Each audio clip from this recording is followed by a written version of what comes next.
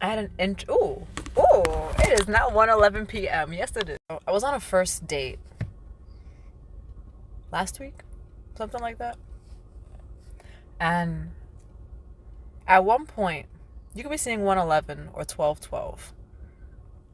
But the point of the story is you don't look like what you've been through.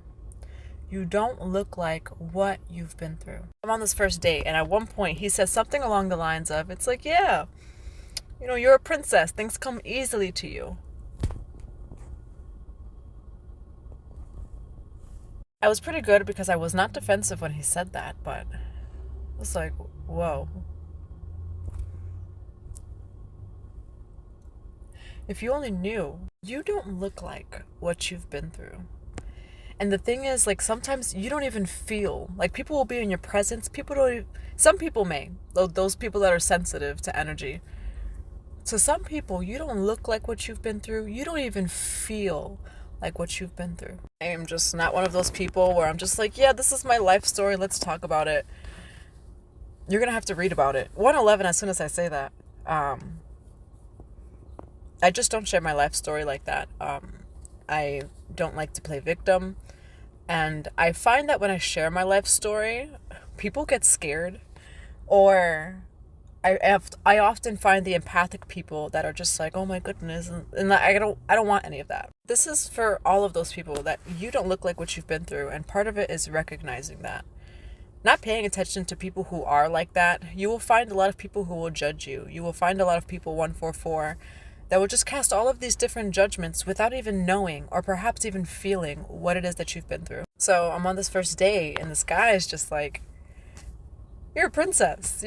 Things come easily to you. I'm like, first time I was homeless, I was 12 years old. And I remember my mom had a password and she was just like, if I ever say this password, we're getting up and we're leaving and everything's being left behind. And I never thought that day would come. Until one day, I got home from school, and she said the password, and everything I ever owned, gone. And we were in a homeless shelter for about a month or so until we were rehomed. And then, I mean, if you've been following me on YouTube, it's been public with certain things that I've been through as well. I've been homeless more than once, even after childhood, into my teenagehood and adulthood. I've been hungry many times. I've been through mental, emotional, sexual abuse from a child. Probably from a child, maybe 20 years, just continuously. So I spent over 20 years of my life in talk therapy, which is part of the reason why we opened the center in Connecticut, where it's not only a psychotherapy center, but it's also a holistic wellness center so that you could have both Eastern and Western medicine in one place. A lot of that vision was actually, I shared that vision with an old therapist of mine, but it got to the point where she was just like, Jocelyn, why don't you've been in therapy long enough. Why don't you just work with me? And we both shared the same vision, and she had the psychotherapy down packed. I was in psychotherapy for so long that I knew how the system worked. And I had the Eastern medicine. And so we had decided to open the center. What a lot of people also don't know is that my blood family, like my blood family, has never, ever watched one YouTube video of mine. And I mean ever. I've asked them to. They refuse to. And things are fine. It's been over a year and a half that things are fine between us. At one point, my whole family disowned me for an entire year when I bought my first crystal, and then after that it was over with. But we're at the point now where they do see God is using me somehow. Maybe it's not in the way that they had planned, but somehow. So we've reached a place of love and consensus. So this person had said this to me on this first date, and I actually wasn't defensive when they said that. And so I was able to maneuver it without it being awkward. But this is just a message for everyone. We're seeing also 444. Like, you don't look like what you've been through. And other than like the people who are very sensitive, empathic, who can pick up on certain things, you may not even feel like what you've been through. You don't have to explain yourself to anyone.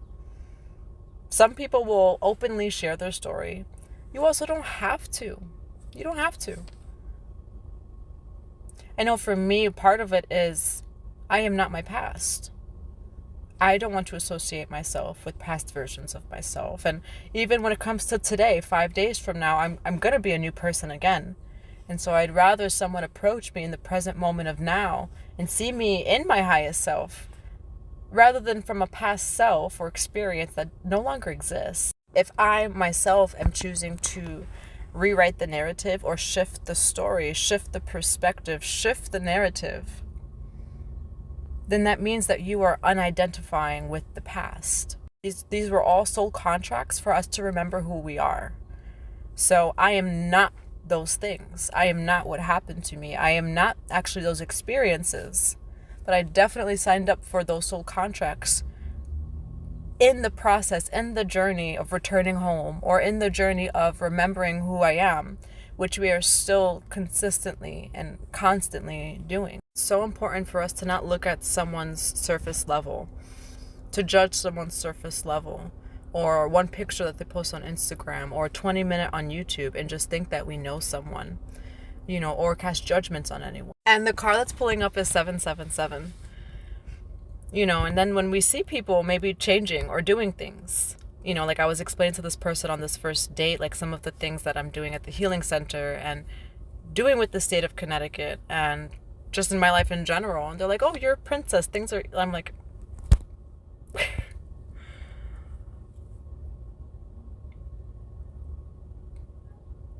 I don't know. I think that it's so important to hold sacred space for everyone in their evolution, in their remembrance, in their own returning home, whatever that looks like. And yesterday we had a little meeting with some soul tribe at the center. And we were just talking about how, communities, indigenous communities and tribes, they used to grieve together. Like, yes, they would celebrate the baptisms and the weddings. They used to have grief rituals. It was very important to communities and tribes to witness one another and hold sacred space with one another, as they understood and we understood that when one member, when one brother, when one sister accomplishes something, grieves something, whatever it is, it's all of us as one doing the same as well, or it can be us at any moment in time. And so I think it's so important for us to just be a sacred witness to each other. And something I try to do in my own life too, just witnessing another. Without even trying to look into it and make sense of it. Just being a sacred witness to another is so healing and is medicine in itself. If this message even resonates with you, you don't look like what you've been through. You don't feel like what you've been through. And that's a beautiful thing.